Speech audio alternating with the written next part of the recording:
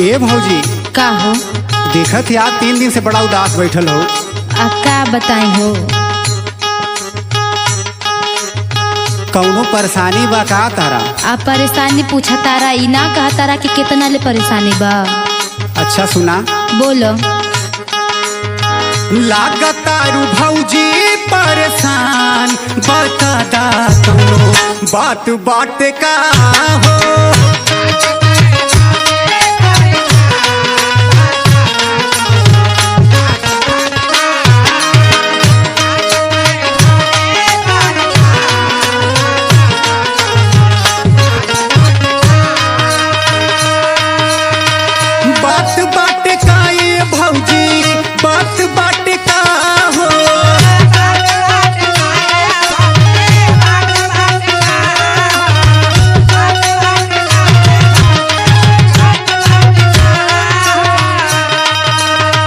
घाटल बाटे कुछू का सामान, बता दाए भौजी बात बात का हो।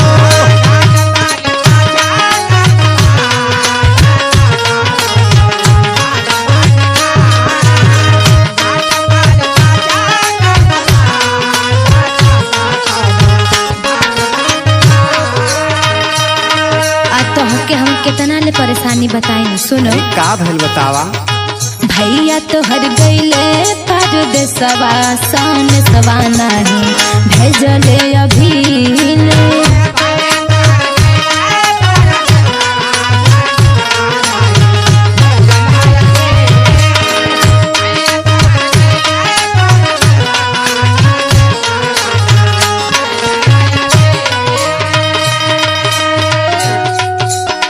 भेजले अभिले हो, भेजले अभिले।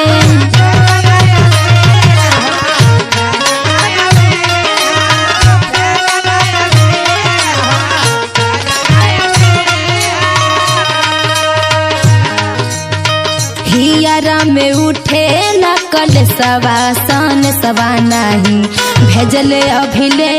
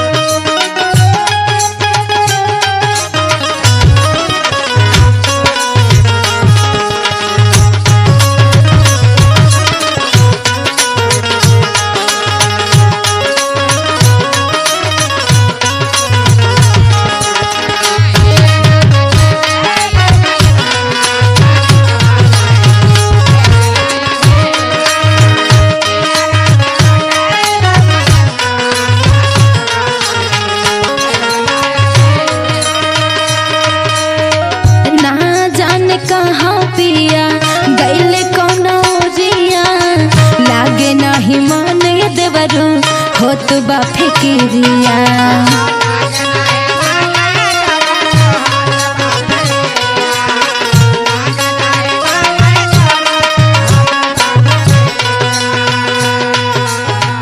ना जाने कहाँ पिया गईले कौनो जिया, लागे नहीं मन देवरू होत बा फिकिरिया।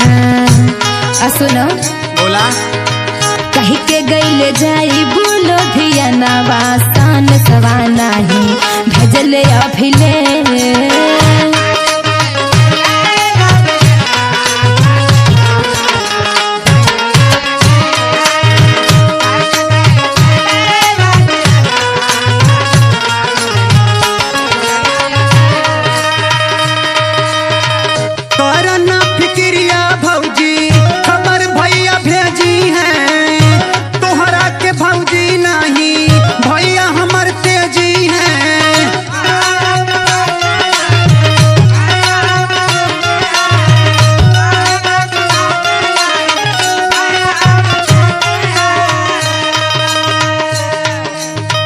बोला शहर बड़ा अनजान, हे भौजी बोला बात बात का।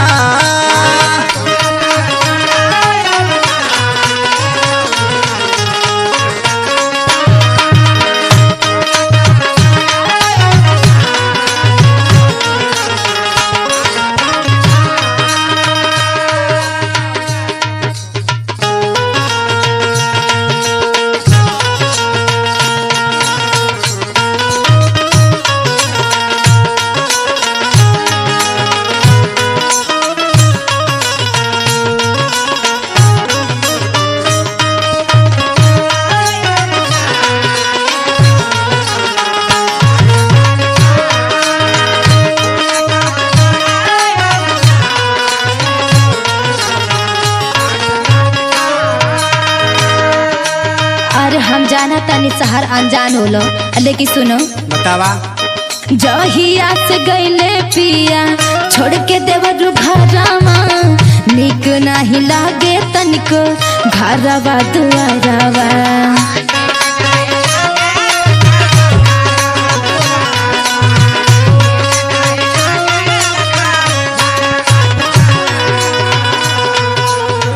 लागे चली गईले विदेशवा, सन सवा नाही भेजले अभिले।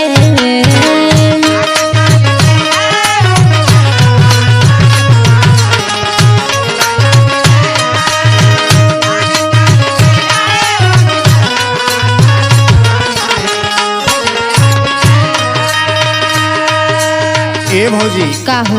एगो हम बात कहत है सुना। बोलो।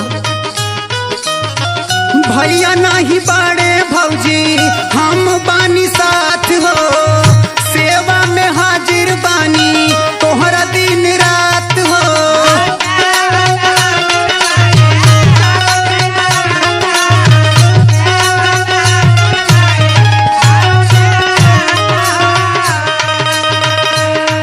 और सुना।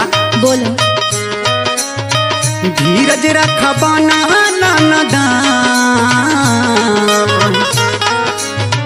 धीरज रख बना नानदान, बता दा कौनो बात बाट का।